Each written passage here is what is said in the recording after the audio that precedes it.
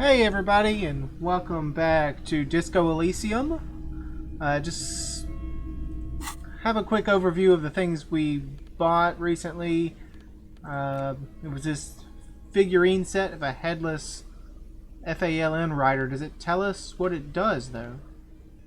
It doesn't have any effects. You can't interact with it. Okay. But the instant photo of the tattoos we haven't interacted with. So let's give that a go. So I think we've already read this. An intricate web of blue lines stretched across the torso of the hanged man from the right shoulder to the solar plexus. Each time the lines intersect, a small white star is formed in the crossing. Hundreds of fading asterisks riddle his skin. Their concentration is highest around his heart.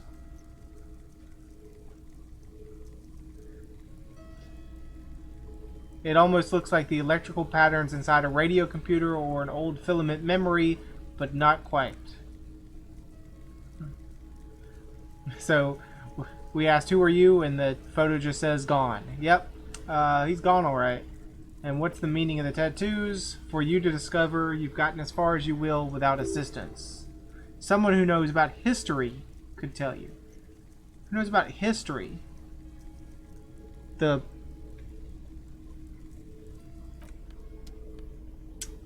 I mean, there's the people playing the ball game, they know history. There's the lady at the bookstore. She might know history because she has some historical books, I think. But so let's check our tasks real quick. We still need to find the armor. Kuno lied to you. Return and confront him. Okay, we can do that. Get the boots off the victim's feet, find all the armor pieces, and find the traffic hooligans. We also need to buy the pants, but that's 500 real. And after 2200, we can go talk to Kim, and he can answer some questions we have. So let's get on out of here, and maybe we'll try a little bit of that. Maybe we can run back and ask the old men.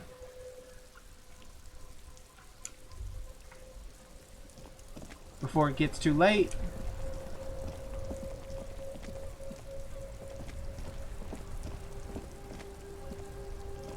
They were up here. Yeah, there they were. What do we got? All around you, rain falls on the great city of Revachol. Rain drips from the eaves and floods the gutters, washing the filth away. The spring thaw must be here. The snow is melting. What am I doing? Looking up at the sky, cold water drips from your hair. What do I see? Gray sky like great battleships, clouds colliding with one another. Rain falls down on the world. And how does it feel? Humid. Your coat shields you from the rain while the city shivers around you. What's in the west? Sheets of rain over the water, a flight of stairs leading into the ocean, wave after wave washing the coast of Martinez, and its motorboats, or with its motorboats and gently swaying reeds. The ruins of a half-sunken sea fort crumble on an inlet beyond the bay of Revachol. Ghosts rise into the sky. Who are you, ghosts? The skyscrapers of La Delta, the financial district, faint golden light seeps from the office windows. And what is down the shore? Urban coastline, rain dripping off eternite-covered roofs, cinder blocks left over from half-finished construction, a defunct research and development building once seized by revolutionaries. An old wooden church stands on stilts above the water, and beyond that, Coal City, end of all lines. Let's run our fingers through our dampened hair. And what's in the east? The great gates of the industrial harbor are locked. A chill runs down your back. You shudder like an animal trying to shake water from its hide. Let's clench our teeth to stop shuddering. Beyond the gates, heaps of supply crates, red and blue metal shipping containers slick with rain. The great Revachol industrial harbor is an artificial mountain range. Immense wealth resides within, and immeasurable poverty in its shadow. And beyond that, La Dricienne, King Driss's passenger harbor. Cruise ships flanked by dock arms. Cranes watching over the mouth of the river and distributary. And what's across the distributary? Huron, the lower middle class. Distributary after distributary cuts the city blocks in half. 7-story buildings trail off into the rain. And beyond that, a silvery curtain of rain over the houses. The class divide. You have never been there. They don't need the law east of the river. What's to the north? Capeside apartments. Tower blocks crowd one another. 4.46mm bullets still lodged in their war-torn stone walls. Hallways collapse from the mortar hits of a war that was lost long ago. Clotheslines go to waste in the rain. Radios play. The evening news. And closer to here, a yard. Rain falls into the roof of a woodshed, coal leaking into a puddle beneath a dead man's feet. He swings from a tree, bloated. Droplets of rain slip from his cold cheeks. And in the south, a traffic jam. Rain thrumming on roofs of motor vehicles. Inside, drivers watch water streaming down their windshields. The statue of a king shudders. He is too cold. The canal bridge has been raised. And on the other side, the road ascends. A raised motorway loops above the ghetto. Beneath its concrete columns, a sea of rooftops, woodwork, and tar stretches northward. 4-story buildings as far as the rain can fall. The snow melts in Jamrock.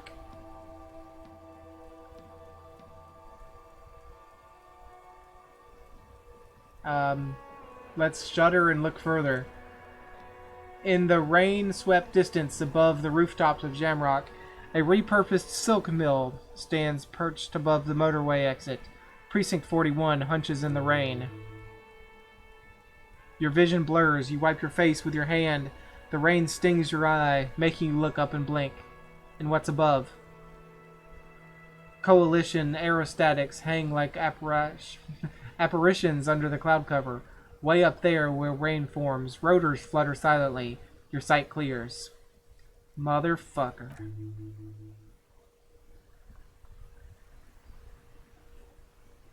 This rain will not let up anytime soon. At least we're dressed for it. Let's keep moving.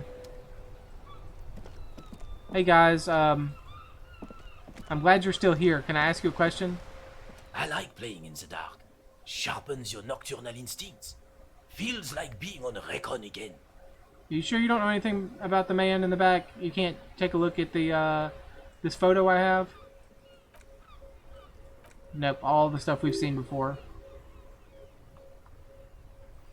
Okay, let's just quit it. Thank you for your time. And you, I don't know if we specifically tried to talk to you. I have really outdone myself. This is divine. That's a great sandwich you have there, Gaston. Yes, that's what you need, Gaston. More padding on that fat ass of yours. I hope your heart gives out. Well, that's not very nice, Renee. Renee, it's the little pleasures. Life doesn't need to be a struggle. Oh, hello, officer. How might I be of assistance on this fine day? You mentioned Jean-Marie by Bouillot or Bouillot? Who is that? Tell me, what do you know about the dead man? What are the rules of this game? Yeah, who's the woman in the photo with Renee?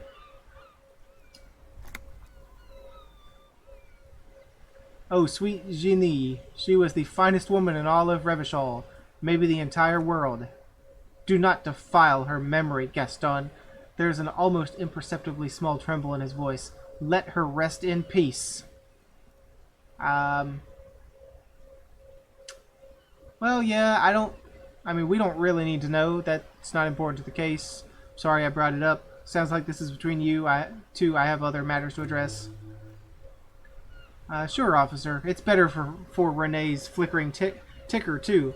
Not that he'll ever admit anything there needs tinkering. Okay, what do you know about the dead man? Let me think. I heard someone was hanged and left on a tree for a week, but that's all I know, really. Come on, you must have heard something. No, officers, I'm sorry, and I really would like to assist. You're both good guys, I can see that. Then help them, you wimp. You rub plenty of shoulders with the gauche caviar in the Union. Someone must know something. He means caviar socialists. I wish I could, but I just don't know anymore. I always keep my nose clean and don't gossip. Everyone knows and respects that. Odd. He doesn't seem to be lying, but there's something off here. Should we push him? Let's push him. Sounds like a bit like you're holding back. I'm not. I'm not even any... Of course he's holding back. His mouth is so full of Union prick he can't even speak properly. Okay, so that's just over the 10-minute mark, so maybe not demonetized for that one. Can I at least finish my fucking sentence before you piss on it? Is that okay, Renee? I'm not anyone important in the Union. I just know Everard. How do you know Everard? Everyone in Martinaise knows the Clear brothers. I taught these boys human studies and history in the gymnasium. What do you know about history? You never witnessed history, you only heard about it years later, when it had already moved on.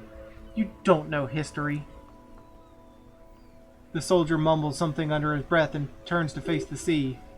There he stands, proud, rigid, and alone, like a cracking marble statue. That's trying to not to get caught in the crossfire. Okay, and are you a Union member, Gaston? Oh, in many ways, like an honorary member. I attend meetings and parties, help with little things. Everard, Edgar, and the older de Bordeaux, they all know me. So you're not an actual member. Not in the technical sense. I don't have a vote or a membership card, but Everard keeps me on the payroll, just for the little things. So that's what it was before, him hiding something. He tries to make it look like he's a big deal in the Union, and now their illusion is disintegrating before your and Renee's eyes. He doesn't know anything, because no one tells him anything. He's an outsider. Of course he's not a member. He's not a member of anything, I knew that. He's a weather vane. Turns to where the wind blows and tries to look important. I hate the socialist rabble, but even siding with them is better than living your entire life on the fence, never committing to anything. Pick a damn side already. What are the little things you do for Everard, Gaston? Writing work, mostly. Occasionally he needs something written, and I happen to have a way with words, people say. What kind of things do you write for him? Oh, nothing official, I assure you. Just essays for the newspapers. About Martinaise and how things are and how they could be. Everard and I have these long talks where he tells you his little penman, exactly what to say. It's commie propaganda, plain and simple. You should be ashamed of yourself. And are you a caviar socialist, Gaston? The old man starts laughing. I don't even consider myself a regular socialist. Politics is not really something I involve myself in, officer.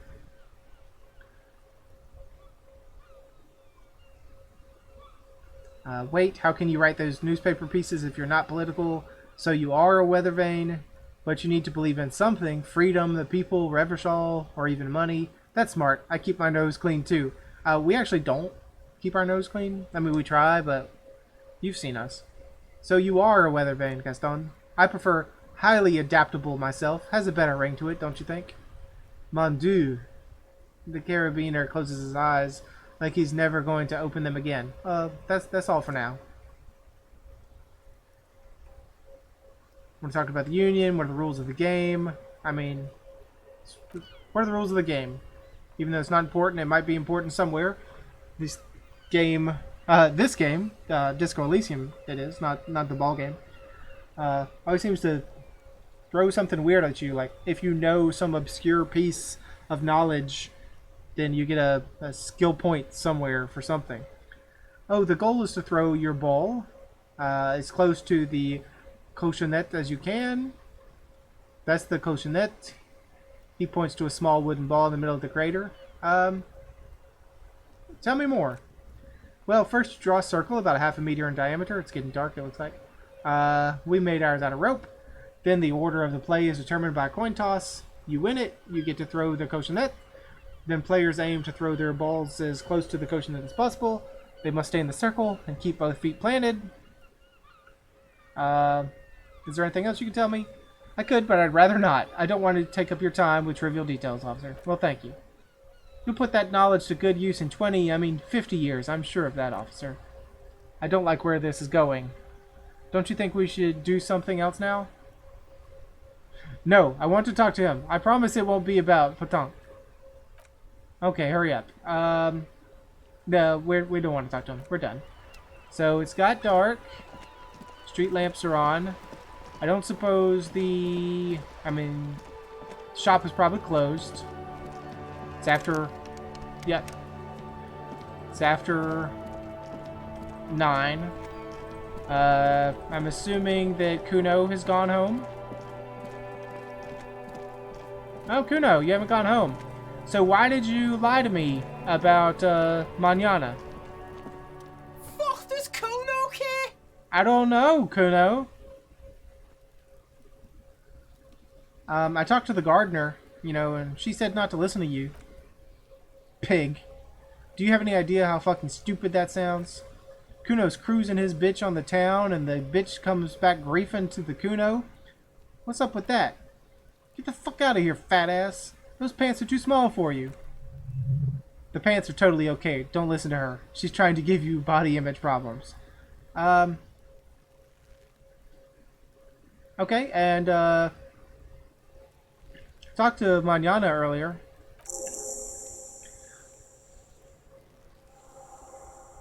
So, he raises his eyebrows, projecting aggressive indifference.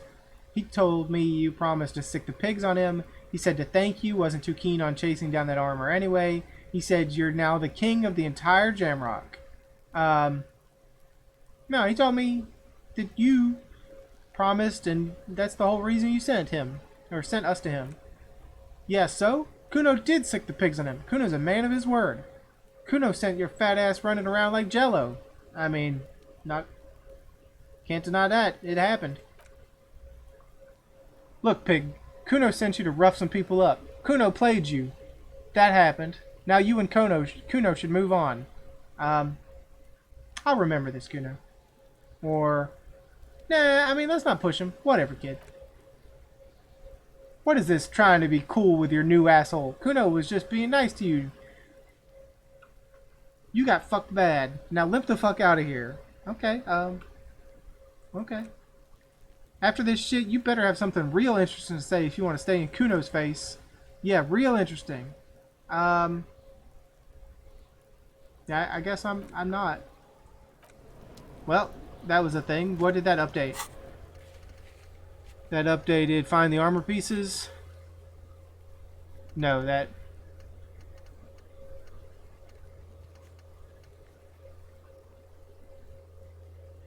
I don't know what that... Maybe it just closed something, finished something. Alright. It's a little after 9.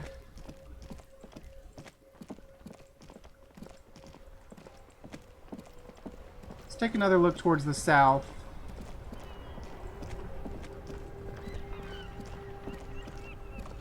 There's this guy who we convinced to give us money. And then down this way is the pawn shop, so we can't go further than that.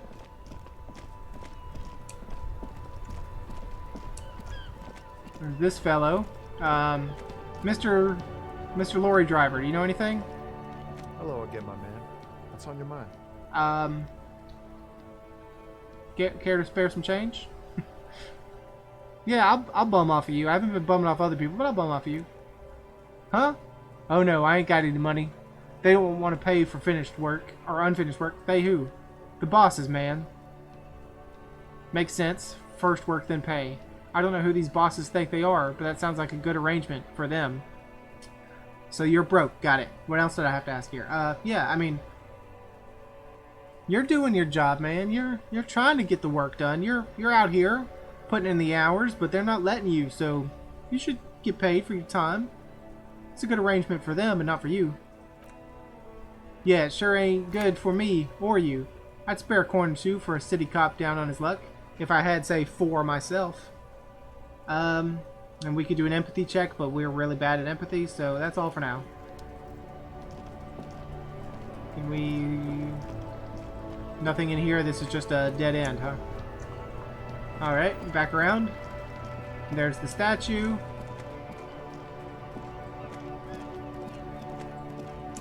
What's this over here? Just looking at the truck. A bold slogan, Humanox, covers the truck. Ruins full of snow. No one lives here anymore. Well, I'll take your change. I'll just steal from you, sure. What do you have to say, person? The pale driver. The small, wrinkled woman does not greet you. She nods along to something on her radio. A photograph is clutched in her hands, and there is a warm smile on her face. The photo, an ambrotype from the turn of the century, as golden as her smile. Excuse me, ma'am. I'd like to ask you some questions. No response. Whatever this woman is, wherever this woman is, excuse me, your words fail to reach her. Okay, well, that's kind of rude, but let's snap our fingers in front of her face. Wait, The lieutenant stops you before you can snap. she's just a distracted old woman. Better to leave her alone. Why? Why? I just told you why. Okay. I mean... But we're trying to solve a murder here, Kim. We might be rude, but she might have information? What's that, some change on the ground? I'll take it if there is. Yep, I'll take that change. Thank you very much. We've already seen in this cab. There's all kind of racist things in there. So we're still looking for some help on cutting that body down. Mr. Large Man. Right to work! Right to work! Shame on you! I mean, we shouldn't have to ask what a strike is. Even if we have amnesia, we should know what a strike is, but what's a strike? When a bunch of ungrateful, lazy cockroaches can't get their act together, decide to block honest work for other people. He shifts uncomfortably in his worker's overalls. Well, what do the strikers want? Beats me, they mumble nonsense about boardrooms and workers' rights, while we have the right to work. There's something odd in the way he carries himself. His set of clothes look vaguely mismatched. The different pieces of the attire seem ill-fitting. Ill-fitting? What does that mean? His shirt is far too small and an unpleasantly tight fit, while the overalls, held up by a belt, seem to fit a man with much more corpulence. You wearing new clothes? He ignores your question, choosing instead to turn to the emaciated workers, raising both fists in the air. The clothes are obviously not his. Silence is the answer. There's something off here, but he won't say what. Okay. Wearing someone else's clothes. Could he be wearing the clothes of our deceased man? But didn't we find... Did we find the clothes in the dumpster? So he wouldn't be wearing them. I don't know. So who are these strikebreakers? Honest men and women with rights to work, to be useful, not toys for corporate interests. The man runs a hand through his steadily graying military haircut. We came here to help the harbor run smoothly in a time of crisis. If union fucks don't want to work, they ought to let those who... excuse me, who do want to work. I have a question, Kim says. Why do all these men follow your leadership? You think they follow because I'm big and loud? No, they follow the rules of the market, the rules of the economy, because they were given a job to do. You've been talking to him for quite a while. Something is off with this guy. Ask him where he's from. Okay, I gotta ask. Where are you from? What's it to you? Deep-set suspicion drips with every syllable.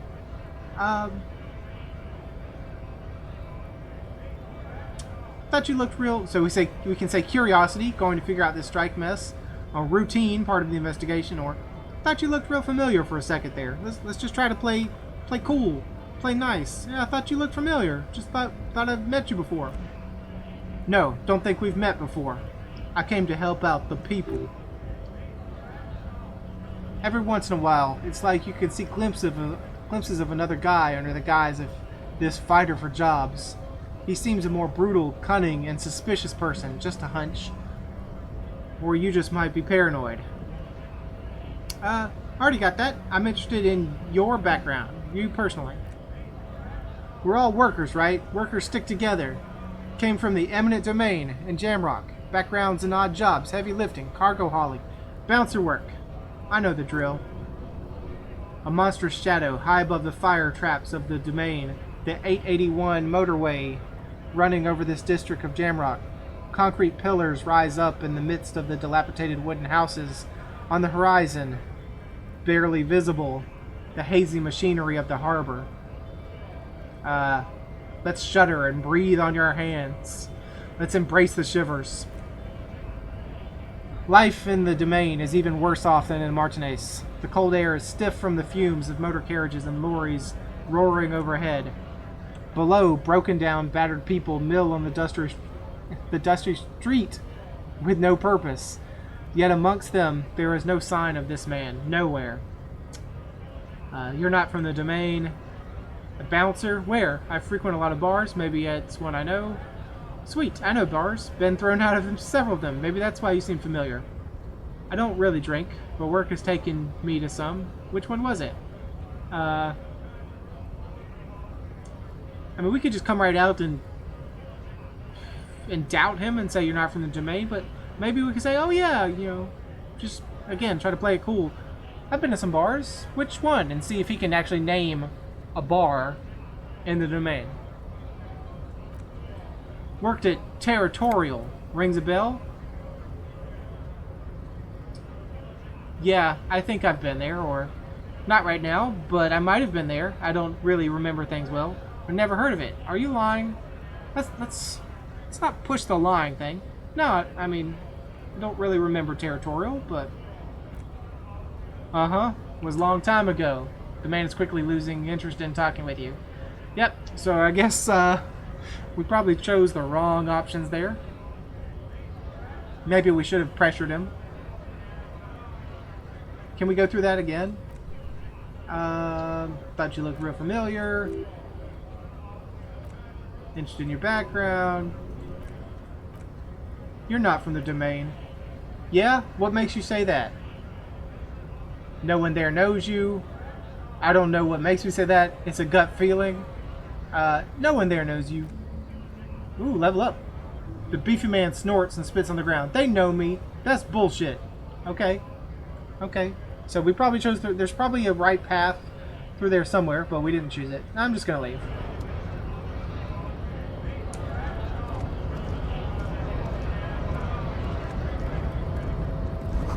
It says GRIH. The Greater Revachol Industrial Harbor.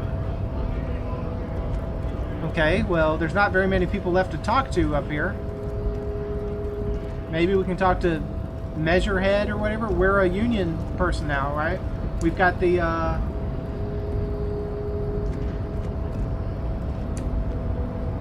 we have, the card and everything, right? Your body betrays your degeneracy. No. Our body pretty much shows off our degeneracy, thank you very much. Yeah, Measurehead. His body totally betrays his degeneracy. Say nothing, size him up first. What do you mean my body betrays my degeneracy? My body does not betray my degeneracy. My body is unimportant. I'm with the police and I have police business with you. No, my body does not betray my degeneracy. You have succumbed to Al-Ghul. Is that something I'm supposed to know? Al Ghul? That's some sort of demon? His face contorts in disgust, as if he were smelling a dead rat. You reek of it. An invisible sword of Al-Ghul emerges from your throat. You cannot see it, but others can. It is making the woman in my company sick.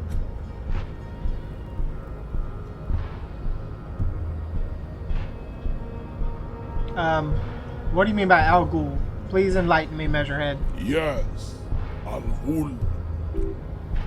He means alcohol. Understood. I doubt it. My microcephalic race, so. Well, I mean, that's a little racist of you, Measurehead. You can call me an alcoholic, but a microcephalic race servant, that's not very nice at all, dude. You're right. I'm an alcoholic. Now I need you to cooperate with me. No, you don't. You need to get another drink. Occidental Upload Group B4 is done giving orders around here. The influence of the ham sandwich race is reigning. The ham sandwich race. I don't think that a ham sandwich is restricted to specific races. I mean, it's restricted to certain religions, but I don't know about races. Does this remind you of someone? The guy down there? That fat racist over there? You're just him after pumping some iron? I'm the police. I need you to comply now, or the race stuff is unimportant here. I just need you to help me do my job. No. You're being racist, and I'm going to call you out for being a racist. Look at my craniology. I am the pinnacle of my upload. The pink blob is a bad example, even of yours. It saddens me. You were once a noble and powerful race. You gave the world eugenics, electricity, and powerful weapons of war like missiles and aerostatic aircraft. You made great gains in metallurgy, race theory, and statecraft. I mean, yeah, those weren't all good things. I mean, eugenics and race theory definitely don't sound like good things. Very noble and powerful. You dominated lesser cultures, like the deformed Hemians and the inexplicably potato-obsessed Quakers. But now your ascent to the genetic summit has halted. You are obsessed with sadness and with frivolous pop culture. I mean, Measurehead, saying a lot of bad things, but I do think we are obsessed with sadness and frivolous pop culture. You got me there. You will be superseded. Isn't that right, babe? It is, baby, yeah. You know it.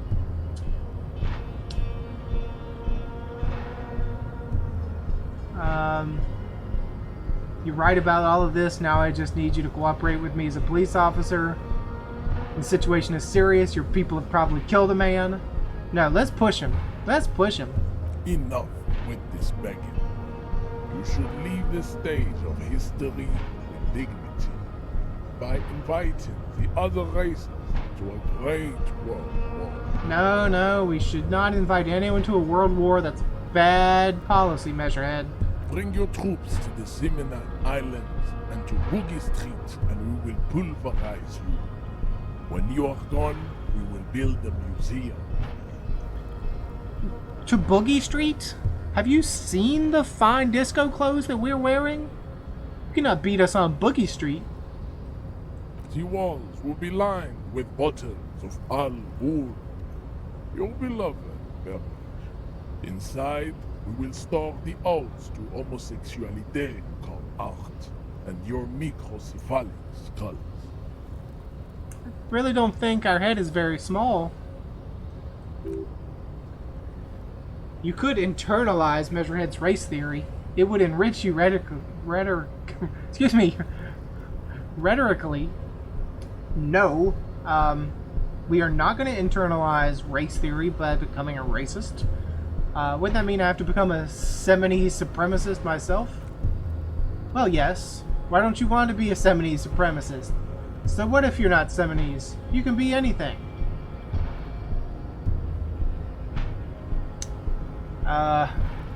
Subscribe to his advanced race theory? I don't like that. No, let's not do that. We will not be a racist. Is it the union boss white? Don't be vulgar. White or not, this has little to do with... race or not has got little to do with this. The race enigma runs much deeper than that.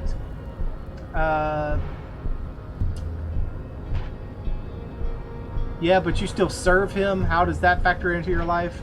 You keep telling yourself that. Yeah, you keep serving the white man.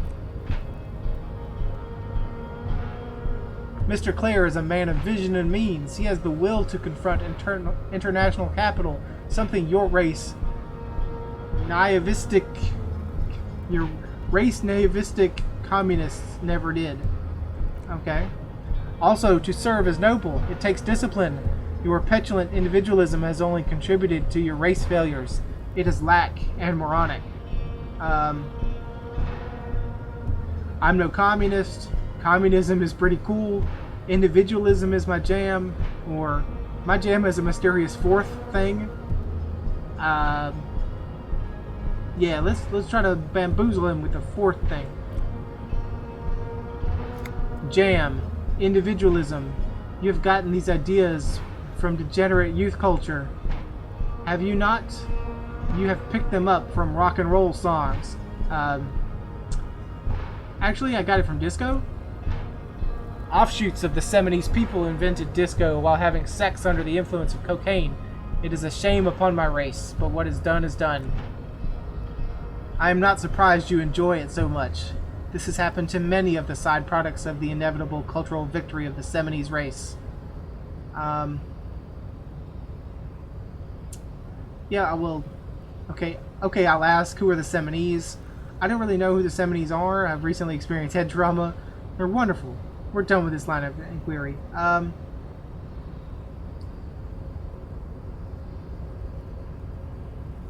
You know what? Let's just go with the whole head trauma. I don't know who the Seminese are. I've recently experienced head trauma. I can see that. The Seminese are the South Island race, haplogroup A4A, the rightful masters of the Insulatean archipelago. We descend from the Areopagites of the ancient Pericarnassus and arrived here 4,000 years ago. We are the future, that is all you need to know. So you were born and raised on the islands before you moved to Revachol. I am a descendant. The narrow streets of Ulenbuir are with me in my genetic dreams. I see young Seminese women walk into the grey mass on Ile de Fantôme, waiting on Immaculate Conception from the Pale. So you did not come from the islands? Or understood? You did not come from the islands? No. I've heard about it. On the radio. So you're not really Seminese. You're from Revachol. I am from Turan. And no, it's not just in Revachol. The city is central to the Seminese strategy, spreading through its trade networks. Our culture will dominate the world. You have heard enough about our phylogenetic secrets for today. You have extinction to come to terms with. Think on it. What are your tattoos supposed to mean? Racists are generally not very good examples of their race. He gestures toward the lorry man down the street. Welcome to Revachol, you hear him yell at a red-headed woman visiting the Fritz nearby. He must think redheads are immigrants. I'm not like them. I am craniometric perfection. I have taken the trouble to permanently draw a phrenologic grid on my skull and features. This should dispel any doubt. The drawings are precise and look true to their pseudoscientific ambitions. One thing, however, is not entirely free of throwbacks. It is not entirely free of throwbacks in the phylogenetic tree. His large jaw, for example, could be a trait indicative of criminalism. Also, his earlobes could be smaller. Are you sure? I mean, that jaw is clearly an atavistic stigmata. Your earlobes are too big. You sure I'm not craniometrically superior to you? You're right, that's craniometric perfection. My race does not stand a chance. I don't even know what atavistic stigmata is even talking about, but let's keep pushing his racist envelope and see how far he wants to take this. Let's see if we can goad him. That jaw is clearly an atavistic stigmata. That's atavistic.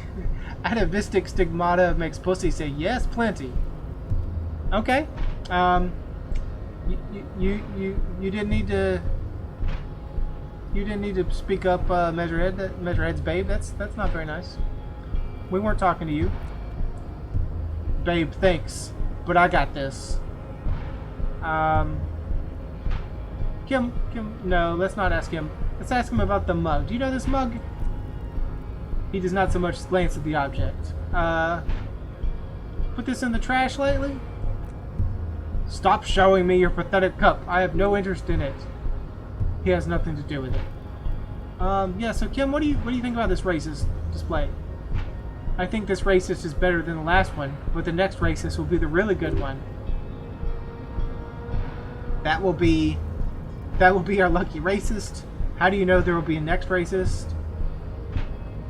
I like the previous racist better, actually. How do you know there'll be a next racist? Probably because there's always another racist. There always is. There you go, Kim. I knew you were going to say it. Race is reality. I mean, we don't really need past him because we went through the whole... let's just leave.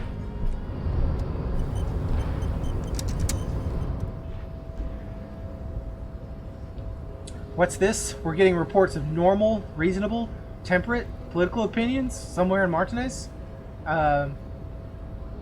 You must be mistaken. I'm a real radical. That's me, Mr. Reasonable. Someone's got to keep it sane around here. This is because I keep saying none of the above to political stuff, isn't it? It's also about that, but it's also more. Perhaps it's the hangover. Perhaps it's a temporary surge of serotonin. But something tells you it's time to become a citizen of the Kingdom of Conscience. First, where is this Kingdom of Conscience? Or no more talk, sign me up for a passport? Or no, I'm too fiery for this watercolor ideology. I'm trying to develop more extreme and interesting opinions. No. Where is this Kingdom of Conscience? It is not a place. It is a moment in time that can only arise in the right circumstances. In all of human history, it's only been achieved a handful of times. How do you bring about those circumstances? Incrementally. History's greatest catastrophes have been brought about by people trying to make the world a better place too quickly. That's the genius of Dolores Day. She recognized that progress is meaningless if its gains are lost because of instability. Real lasting change can only come about gradually, increment by increment. Yeah, but what about all the things that are wrong right now? Tisk tisk.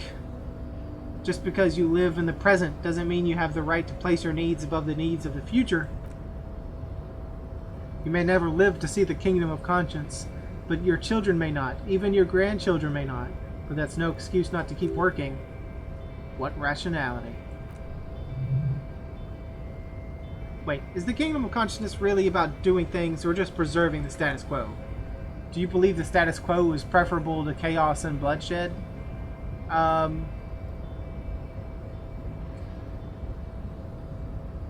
I mean, I don't want chaos and bloodshed, but is the status quo really bad? I mean, sometimes, you know, the whole thing, you gotta break some eggs to make an omelet kind of deal, you know. Sometimes you have to do a civil war to make things better, you know, that kind of thing. But since we are talking vague things and not actual, you know, laid out concrete items. So, yeah, status quo is preferable to chaos and bloodshed. Sure, since we haven't defined what status quo is. There you have it. Sometimes holding the line is progress. Okay, but what's the Kingdom of Consciousness actually like? The kingdom is difficult to comprehend and even more difficult to describe, partly because humanity will need to discard many of the categories that define and limit it today. The Kingdom of Conscience is post-capitalist, post-national. It's also post-industrial, post-ideological, and even post-sexual. Sounds incredible. Let's get out there right now. Let's do it. Slow down, Mr. Reasonable. Did you miss the part about compromising and taking things slowly? Oh, right. Then let's get there eventually? That's right. Remember, real democracy is just around the corner for Revachol. When that real democracy kicks in, a long time from now, we're all going to be so much happier. Alright, thought gain, kingdom of consciousness. Can I just walk past you? I cannot just walk past you. Okay, well, it's nearly 2200. So it's probably time to head back to our room.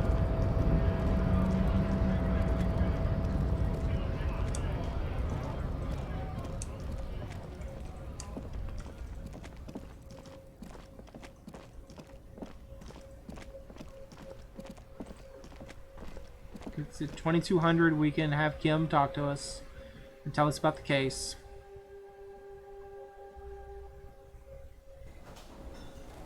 Oh, nice little party going on here. Place really livens up. Good night, huh? Nothing we can interact with. I see some money over here. Can I grab that money? Just, yep, I'll take it. Steal the money. Alright, Gart. Garda, whatever you call yourself. Can I help you? I guess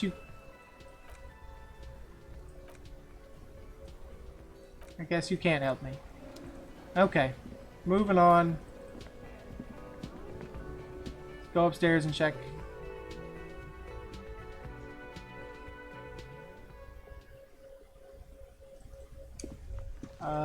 Hello, Orange Lady, are you here?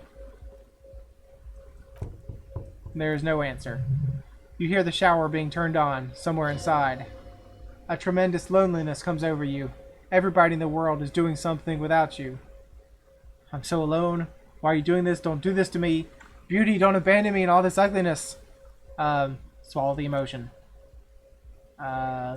Leave.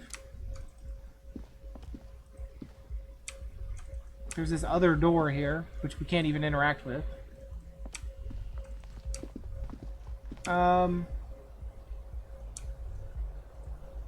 Kim, can we just talk to you right now? Because it's 20... We can't go in yet, huh? Can't go to sleep until 2200. So, Kim, Yes? I want to talk about you, Kim. Yes, you. I don't see how my life is pertinent to the investigation. We'll work better together if we have more rapport. Come on, Lieutenant, open up a little. You're right. What's there to know about a lame binoclard? No. Let's have a little more rapport, Kim. That's a fair point. All right, for the good of the investigation, what do you want to know? You're wearing glasses? That's not a question. That's a statement. You don't look like other people around here. That's kind of racist. Tell me a secret about yourself. Do you ever talk with yourself? Do you ever talk with yourself, Kim? What do you mean? You know, when you're thinking, do you ever have conversations with, like, your brain? I have no idea what you're talking about. The lieutenant's conceptualization skills must be rather rudimentary. But this isn't an old school case. I get it. You're one of those old school detectives. So how do you, tap the side of your head? So you're saying your brain never just chimes in with advice or warnings or anything? Can't say that it does, no. When I need to think, I just use my notebook. The lieutenant produces his familiar mnemotechnique A6 and idly thumbs through a few pages. We all have our different mediums. His is written. Tell me a secret about yourself, Kim. Can you feel open up and tell me a secret? No. Okay. Well, it's 2200 now, so can we go inside? We talked about the case.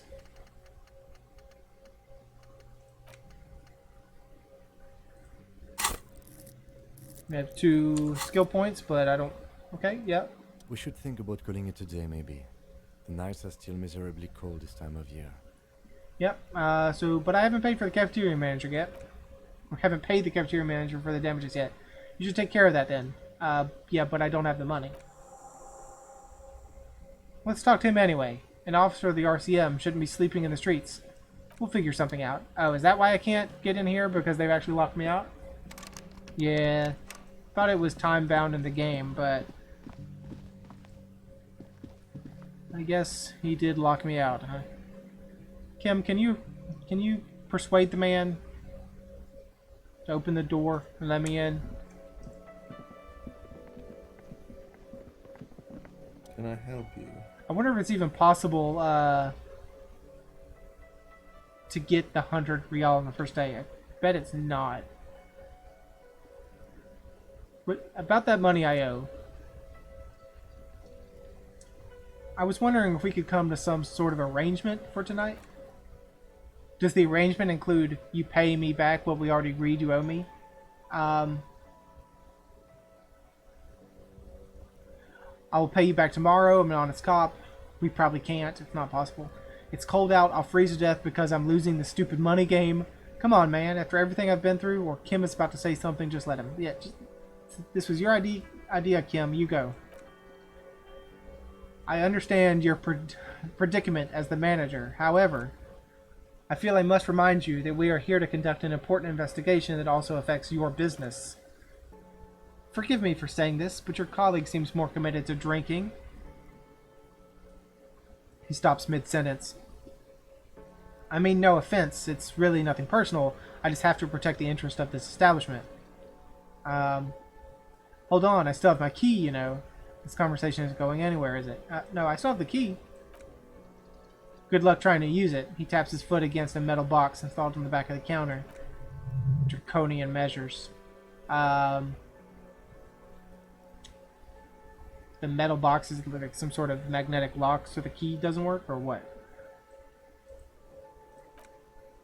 All the locks have an electronic component. They have to be unlocked down here with a master key before your guest key will open the lock. I'll find a way in. I'll break the door down. Yeah, then we'll just owe more money. So this conversation isn't going anywhere, is it? Not until you bring me the money. Okay. He turns to you with a heavy sigh. I might have something in my motor carriage we can use when you're done here. Oh, Lieutenant, we're done here. I don't really like you very much, Garta. Okay, so let's check your motor carriage.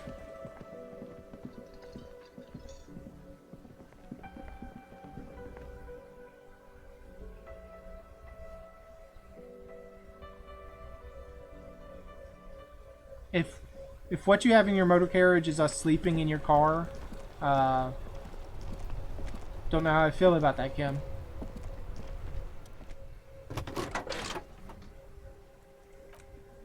I have something here we could sell. Look in the back, in the suspect transport enclosure.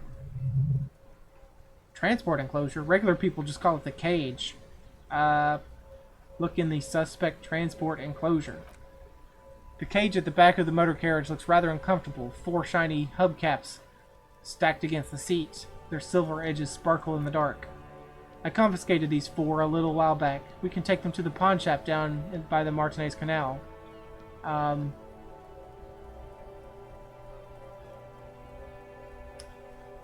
What are those things?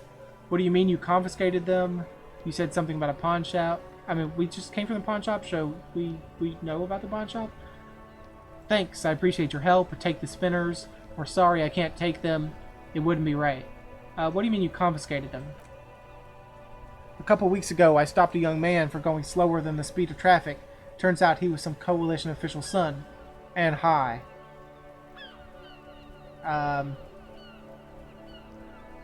So you took his spinners. Mm-hmm. I took them and arrested him for driving under the influence.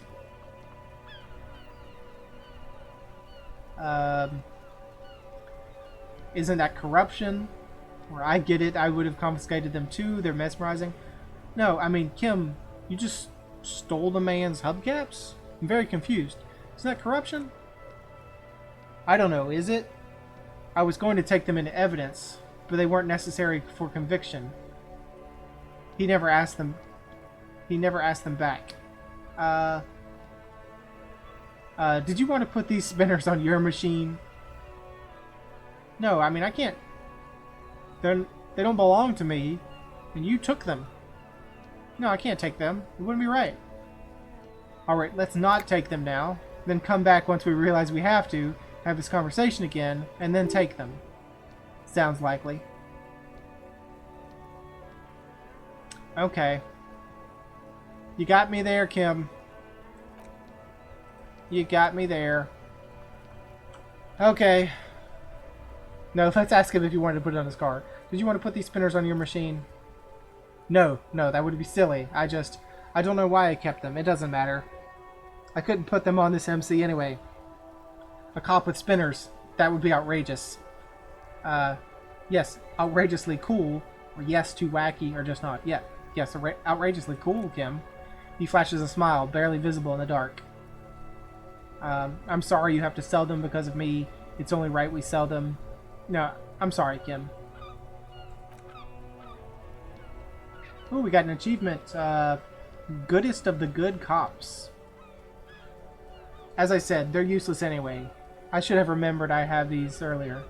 Well, thank you. Thank you, I appreciate it, Kim. The lieutenant nods as you take the spinners. Alright.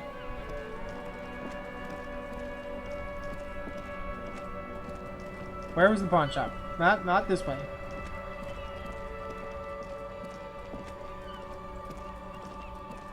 Thankfully the map is fairly small.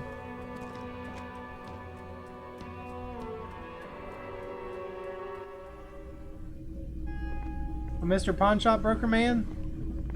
Hello. Let me know if I can help you with anything. Yeah, I'd like to sell something. Yes, we'd like to sell these hubcaps. Roy takes the hubcaps from the lieutenant and inspects them. The spinners appear iridescent in the dancing light of his pawn shop. Gone forever. He marvels at the cobalt shimmers and nods. Yes, these are very, very good. Did you defraud some foreign prince for them?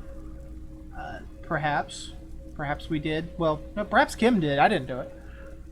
Jump a mesk banger? No matter. I'll give you 200 real. 200 is pretty good. No one was defrauded or jumped, I assure you.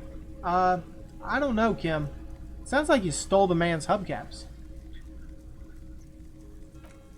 Of course, I mean no offense. 200 real for you, officer. Delightful doing business with you. Do come again.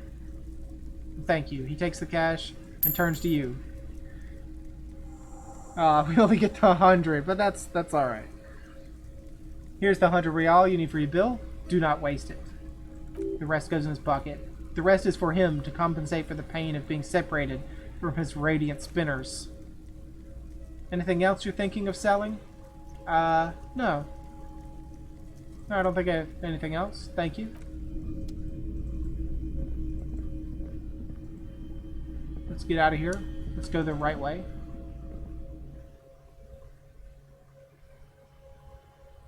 Need to do something behind Kitsuragi's back. Sneak out after he's gone to sleep. I don't know what we would want to do behind his back. Are you insinuating we're a bad man that wants to do something that's outside our policies and procedures and duties? Would never. We're a perfectly upstanding cop. I mean, why should we sneak around? We know Kim steals things from people he arrests. Can I help you?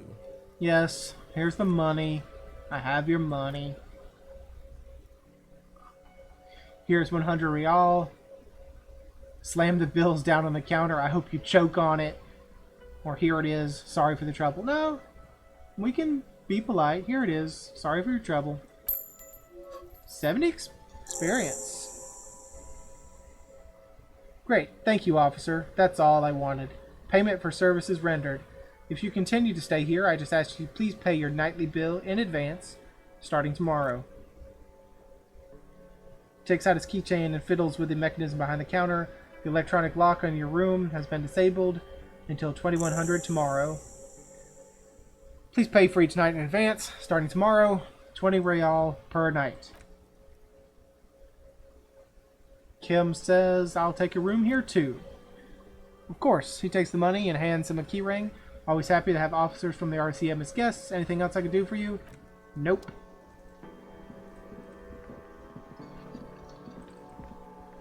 So I guess that second room next to ours is Kim's room, the one we couldn't open before.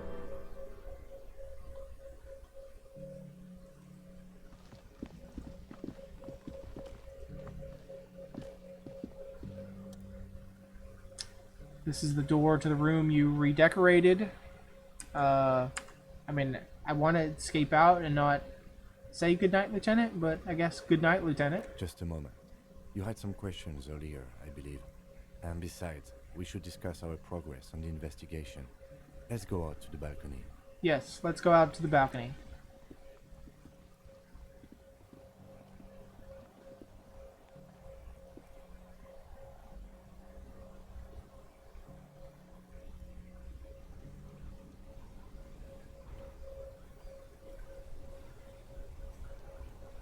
The air outside is brisk. The lieutenant is silent for a moment. He listens to the traffic hum, then... Where shall we begin? We should talk about the investigation, first and foremost. But I also remember you wanting to discuss the RCM? I didn't know you smoked, Kim. How do you think today went? So what are our powers exactly, the RCM? Or say nothing, just look into the night. Kind of none of our business that he smokes. How do you think today went, Kim? Well, we inspected the victim's body, so that's good. It was not easily approachable in that state, but we did it. I would say our initial inspection was very thorough, and we have solid leads to follow up on. The body is still hanging from that tree, which is unfortunate, but we performed a thorough search of the premises of the crime scene. That's great. I generally prefer to start with searching the scene and then move on to removing dead bodies. I'm sorry I couldn't do more today. I'm just not a very good cop, am I? No, I mean... Let's apologize. We are the sorry cop type. I'm sorry, Kim. We're both doing our best under the circumstances. Just don't drink tonight, please. As for the interviews, we conducted an interview with Everett Clare. He wasn't particularly forthcoming with useful information, however. He's not saying much on the matter because he thinks you could have gotten more out of Everett. I'm sure I could get him to tell us more. He's a tough cookie, that one. I'm a little intimidated by him, honestly. He has stuff on me. Yeah, he has stuff on us. Well, we will have to work through that. Claire also remembered you. How should I say helped you? How should I say remembered your name? That's a relief. Big relief. It's a very serviceable name, too. I don't know how I feel about my name, actually. I want a different name, one I haven't ruined yet. I don't even remember her name. It was Harry something or other. You know, well, yeah, I mean, I guess it's a relief we know our name. Moving on, we didn't talk to the Wild Pines rep. We really must do that tomorrow. Who is the Wild Pines rep? And where is he? Above all, though, today was exhausting. What's with all that running? You run a lot. Is that a standard Precinct 41 practice? Did we run a lot? I wonder, is that like really, does the game detect how many times you're double clicking and build that in? It would be interesting if it does. I don't like to waste time, you know. My mind moves fast, the rest of it has to try to keep up. I'm training for a long distance run. I want to raise money for charity. Yeah, that's just how we roll in Precinct 41. I don't know why I do the things I do, Lieutenant. No. I just don't like wasting time, Kim. It's impressive, especially for a man your age. And in those heels. He looks at your snakeskin shoes and smiles. Nice shoes, by the way. I like the green. Goes with the orange. Well, thank you, Kim. So what are our powers exactly as the RCM? They're quite limited, actually. The power officers of the Revachol Citizens Militia exercise most frequently is imposing fines of up to 1,000 real for offenses in accordance with the interdepartmental schedule. Wouldn't that... So we could say, why not more than 1,000? Or wouldn't that be an easy power to abuse? Yes, although indirectly, as citizens can always request records from their local station. Officers of the RCM have been known to take bribes of less than the prescribed fine amount. It undermines trust in the RCM. Okay, okay, what else can we do? We can arrest people, of course, but rather than bringing someone in directly, it's preferable to serve a station call slip. It prevents confusion and overcrowding. If we just tell them to show up, how do we know they're going to show up? How can we be sure the arrestee will show up? You can't. Those who don't show will become fugitives, though, and have fewer legal rights when they are eventually caught. It's about power projection. Thus far, they seem to mostly show up. And if someone resists arrest, as you may have gathered from the fact that we are expected to carry a record of our kills, like the one in your watermarks, we're permitted to use whatever force is necessary, and strongly admonished not to abuse that power. Wait, so if I kill someone while on duty, or have you ever killed anyone, Kim? What happens to the people we convict? If I kill someone while on duty, you have to supply compelling evidence for why it was necessary to use lethal force. In these cases, your partner is usually your witness. Not a good position to be in, by the way. Internal Affairs handles these cases thoroughly by cross-examining you for inconsistencies. It is hard to cover for anyone, which is for the best. Well, I wasn't asking you to cover for me. I'm just asking a question about what happens afterwards.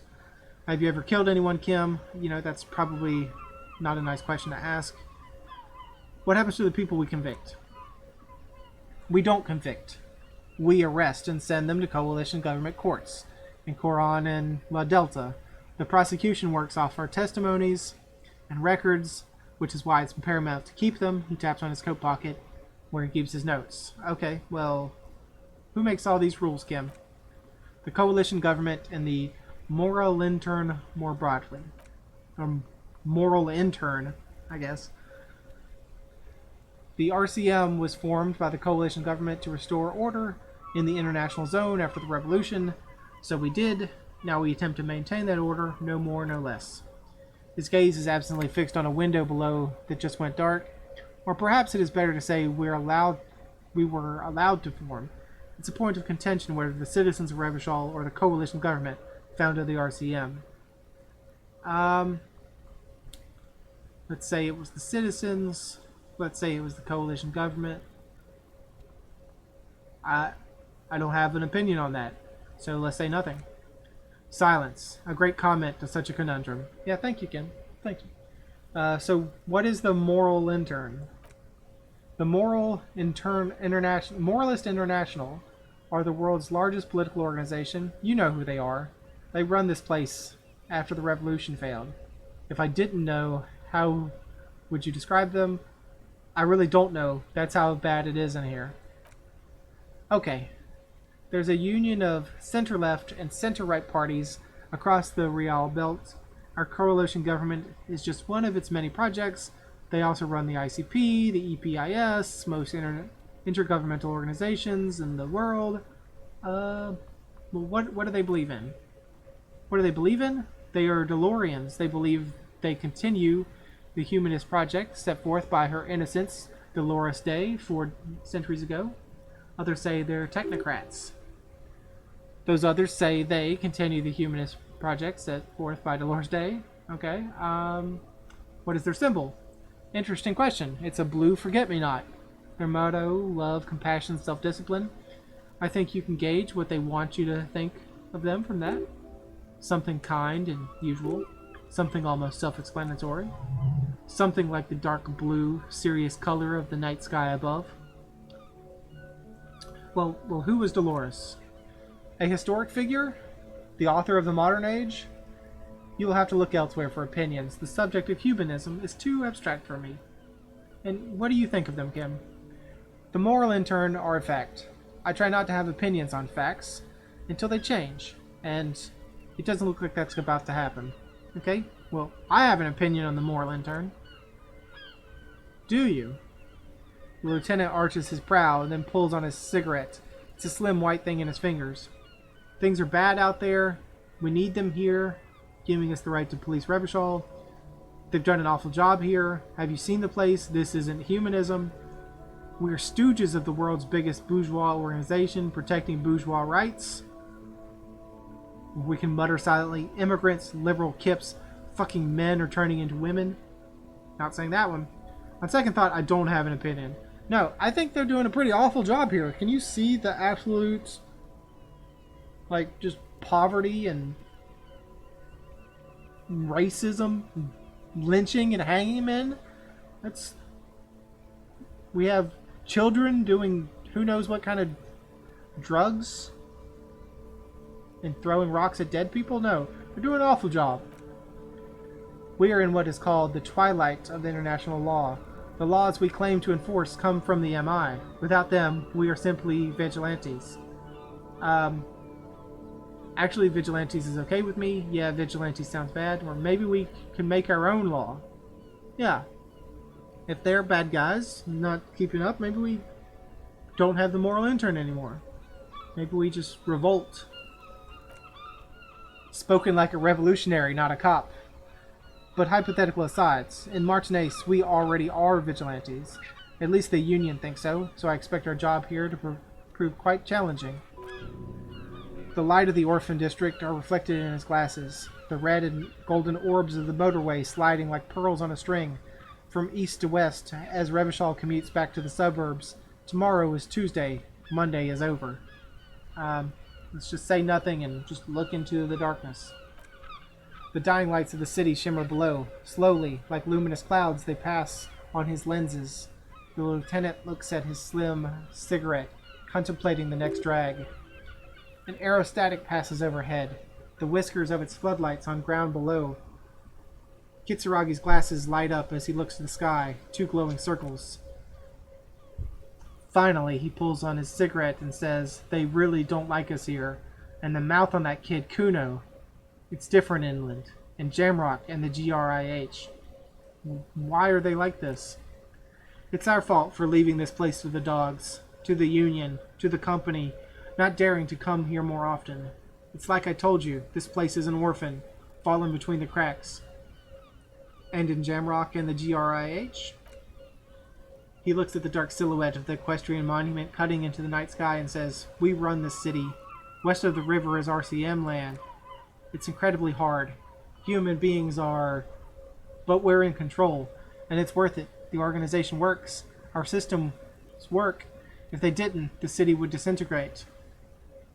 I hope our investigation here will help improve the situation, at least do some good. We won't change anything here." Well, no, I do hope that our investigation changes something. Me too. But I wouldn't count on any drastic changes in our lifetimes. He is very tired, but the dark circles under his eyes make him look younger, not older. No, I think we're done. Thank you for this, Kim. Yeah, it's getting very cold now. Let's go. He puts out the stub of his cigarette and looks to the door. But, with that over, I think it's time to end this episode. Thank you very much for joining me, and I hope you enjoyed it. And I do hope to see you again next time.